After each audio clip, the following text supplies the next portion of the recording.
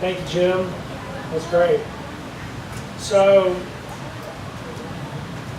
now, I could just keep speaking because it says Bobby Mitchell, so I could just keep going.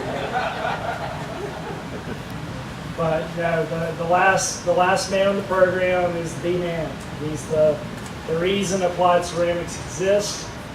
He has put his whole heart into it.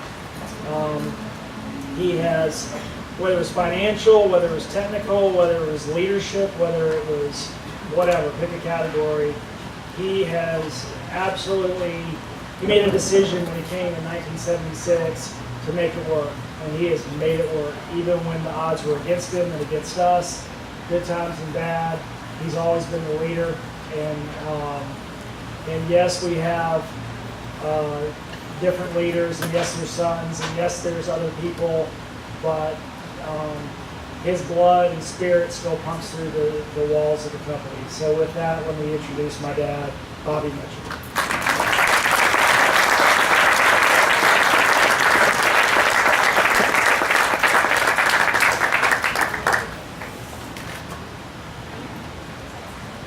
Thank you, Bobby. That was great. Appreciate it. We've talked a little bit about the Keramos bond, and I don't know if people read that there's a plaque up in the second floor of the module on the Keramos bond, and I want to just reiterate that. I'm going to just read it to you because I think it's significant, and it's all about how we treat our people. And it's all about what we expect from our people, and it's important. Before I get into it, I do want to recognize the names of the people, and when I call your name, if you'd stand up, I would appreciate it. Robert C. Price, Frank R. Rhodes,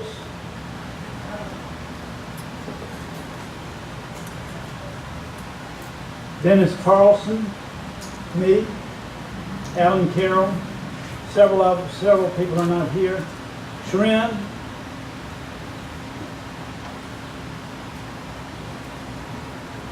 Walter Gronkowski is not here. Moon is not here. Karen Van Eck.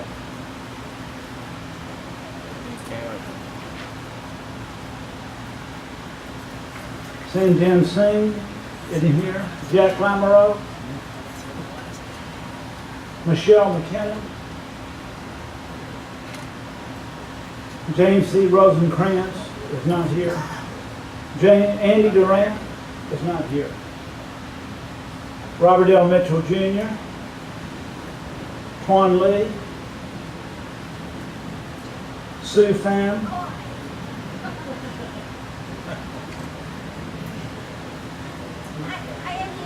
Okay, great. We're glad you're here, Sue. Mort Sultani. Jim Welburn. Jim Ramsey. Chai. And Rosie. Rosie's here. These are great people. We had a snafu. And one of the reasons I wanted everybody to stand up is, if they don't have on a white shirt, we made an arrow. So there's several. This didn't apply to Bobby Price because I gave him a white shirt he was supposed to wear today.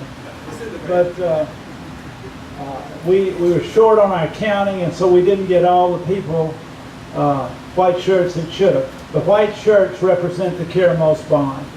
So give the Keramos bond folks a round of applause.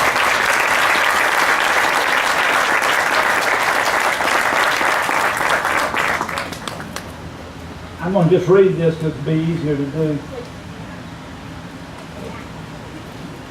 Thousands of years ago, a caveman wiggled his toes in the oozing mud on a riverbank and pounded his fist into a lump of clay and made a bowl. When it dried, it could be used as a utensil, but it had no lasting bonds to make it permanent. One day, the caveman dropped his bowl in the campfire. After the fire went out, he found that the bowl was hard and strong, a permanent tool, held together with strong bonds. It can now withstand further heat, water, and hard usage. It was a tool of great value, and thus the ceramic industry was born. Maybe the first industry, by the way. So you're thousands of years ago when some cavemen invented this industry. The ancient Greeks called products made of earth and fire keramos, or burnt stuff, which we know today as ceramics. In those days, the industry focused on cups, bowls, plates, bricks, glass, while today's markets include such innovations as rocket nose cones, computer chips, and automotive catalytic converters. A primary characteristic common to ceramics is the strength of their bonds.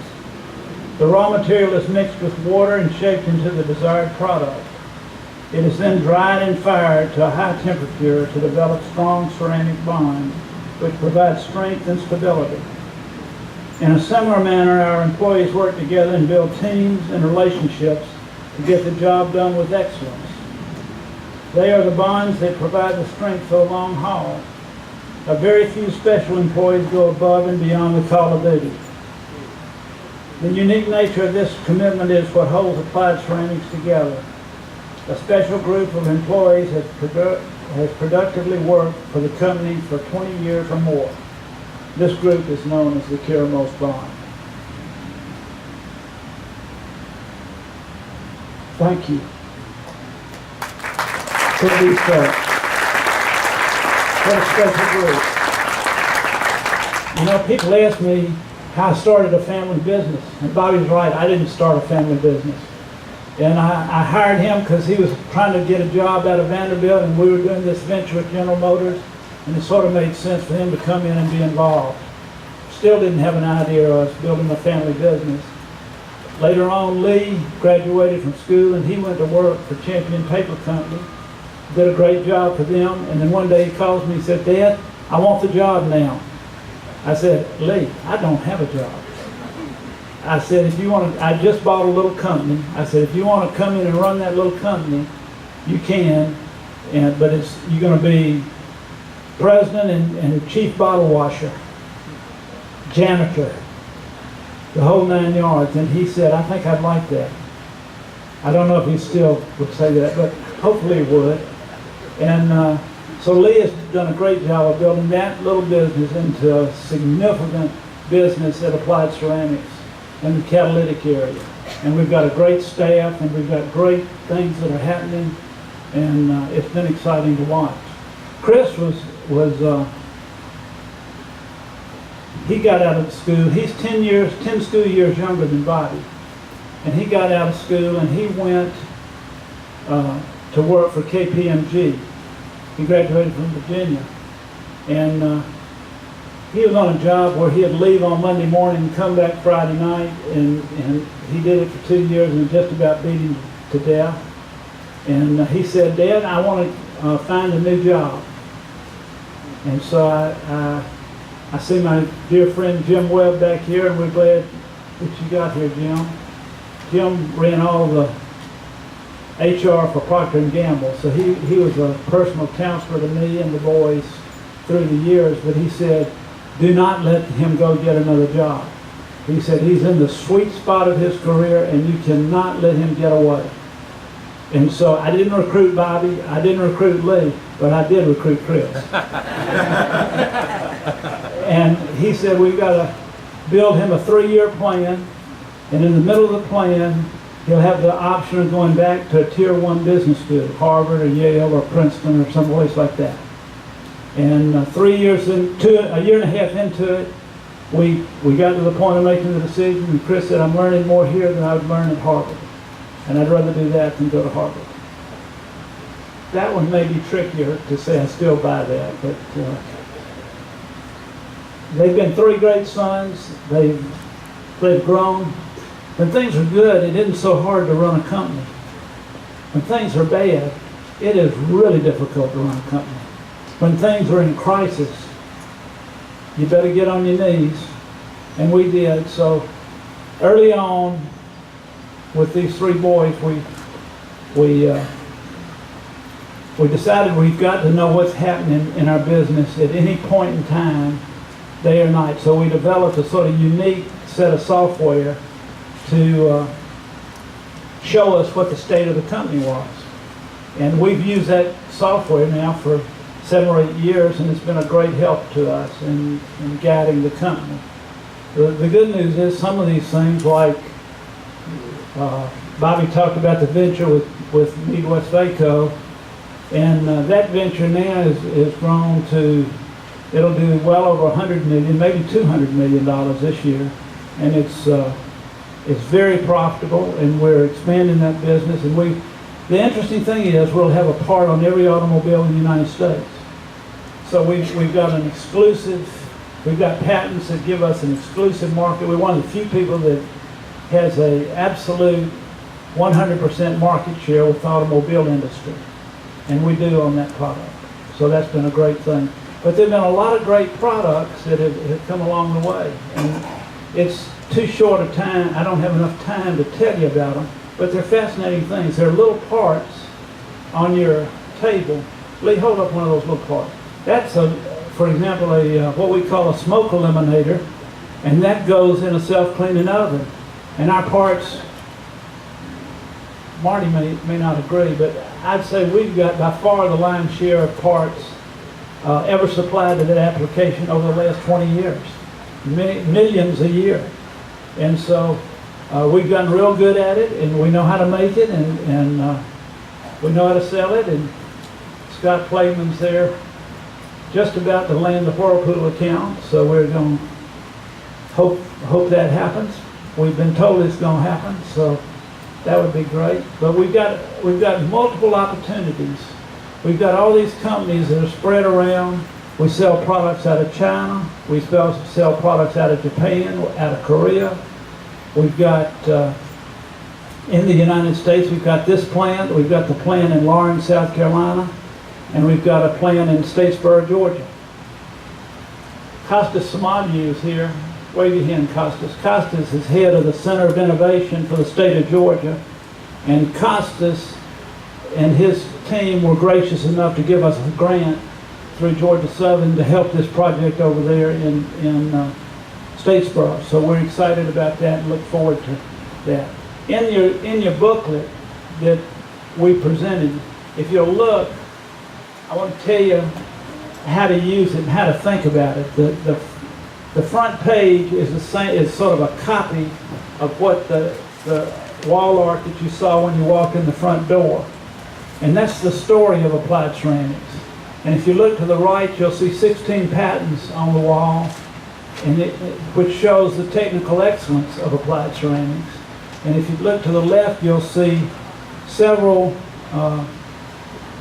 pieces, the affirmations, the logo, and the membership certificate for the Fellowship of Companies for Christ International.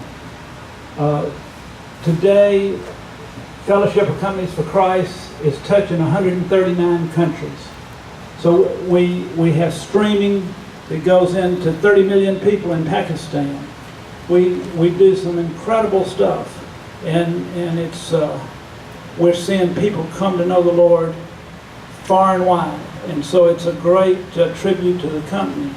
And then once you get past that front page, then you see the pages on the applied companies, some of which I've just mentioned. There's 7 or 8 of them listed there. And then you see on the next page the applied products. We've talked about some of these products. And then we see the Applied Ceramics family, the Applied family.